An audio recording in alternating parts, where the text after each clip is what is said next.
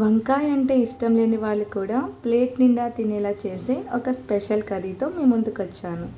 అదే వంకాయ కోడిగుడ్లు పచ్చిరొయ్యల కర్రీ. వేడి వేడి అన్నంలో ఈ కర్రీ వేసుకొని తింటే ఆ రుచి మాటల్లో చెప్పలేం. లేట్ చేయకుండా ఎలా చేయాలో చూద్దామా? బౌల్లో కొద్దిగా ఆయిల్ వేసుకుని బాయిల్ చేసినటువంటి ఎగ్స్ వేసి ఫ్రై చేసుకోండి. ఇక్కడ నేను 5 కోడిగుడ్లు తీసుకున్నానండి. అందులో కొద్దిగా పసుపు వేసి బాగా వేయించుకోండి. ఇవి బాగా ఫ్రై అయినాక ఒక ప్లేట్లోకి తీసుకుని పక్కన పెట్టుకోండి. అదే ఆయిల్లో శుభ్రం చేసినటువంటి పచ్చిరొయ్యలు వేసుకోండి. అందులో కొద్దిగా పసుపు ఉప్పు వేసి మీడియం ఫ్లేమ్ మీద రొయ్యల్ని బాగా ఫ్రై చేసుకోవాలి. రొయ్యలు మంచి కలర్ వచ్చి నూనె వదిలే వరకు వేయించుకోవాలి. చెరువు రొయ్యలతో కర్రీ చేసేటప్పుడు ఒక విషయం మాత్రం తప్పకుండా గుర్తుపెట్టుకోవాలండి. రొయ్యలను ముందుగా బాగా ఫ్రై చేసుకోవాలి. ఇలా ఫ్రై చేయడం వల్ల చెరువు రొయ్యల్లో ఉండే ప్రత్యేకమైన వాసన మందు పోయి చాలా మంచి టేస్ట్ వస్తుంది. పైగా కర్రీలో వేసినప్పుడు రొయ్యలు మసాలా బాగా పట్టుకుని ఎంతో రుచిగా ఉంటాయి. ఇలా ఫ్రై అయిన రొయ్యలను ఒక ప్లేట్లోకి తీసి పక్కన పెట్టుకోవాలి.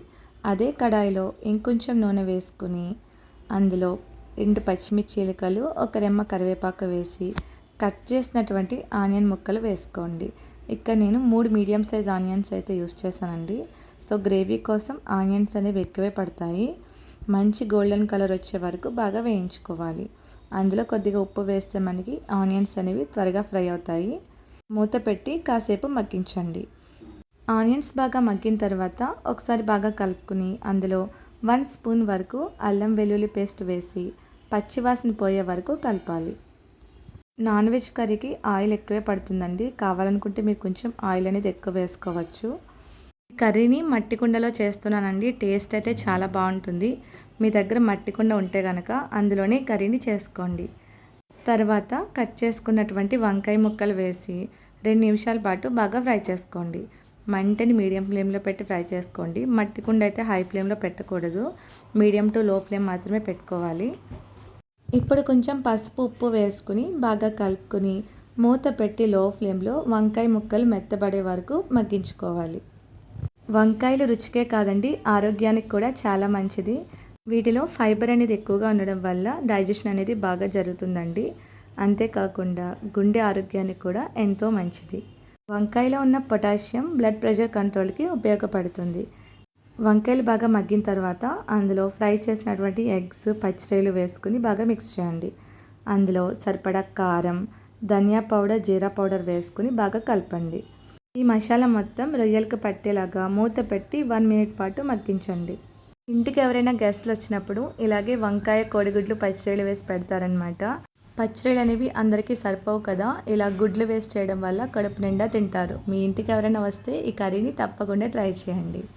ఇవి కాస్త బాగా మగ్గిన తర్వాత అందులో సరిపడా వాటర్ అనేది వేసుకోండి. ఆల్రెడీ వంకాయ ముక్కలు అనేవి మగ్గిపోయినాయి కదా, పచ్చిరొయ్యలు కూడా బాగా ఫ్రై అయినాయి కదా, కొంచెంగా వాటర్ అయితే సరిపోతుంది. ఒక 1 గ్లాస్ వరకు వాటర్ వేసుకుని బాగా మిక్స్ చేసి మూత పెట్టి కర్రీని మీడియం ఫ్లేమ్లో బాయిల్ చేయండి. మధ్య మధ్యలో చెక్ చేస్తూ ఉండండి, కర్రీ అనేది మాడిపోయే ఛాన్స్ ఉంది. వాటర్ అనేది తక్కువ వేసాం కదా. ఒకసారి బాగా మిక్స్ చేసుకుని ఉప్పు కానీ కారం కానీ సరిపోకపోతే అడ్జస్ట్ చేసుకోండి. మూత పెట్టి కర్రీ దగ్గర పడే వరకు బాయిల్ చేయండి. ఈ కోడిగుడ్లు రొయ్యలు కర్రీలో బాగా కలిసిపోయి చాలా రుచిగా ఉంటుందండి. చివరిగా కొత్తిమీర వేసి స్టవ్ ఆఫ్ చేసుకోండి. అంతేనండి, ఎంతో రుచికరమైన వంకాయ కోడిగుడ్లు పచ్చిరొయ్యల కర్రీ రెడీ అయిపోయింది. వేడి వేడి అన్నంలో ఈ కర్రీ వేసుకొని తింటే ఆ రుచి మర్చిపోలేరు. మీరు కూడా తప్పకుండా ట్రై చేసి ఎలా వచ్చిందో కామెంట్లో చెప్పండి. వీడియో నచ్చితే ఒక్క లైక్ చేయండి. Thank you.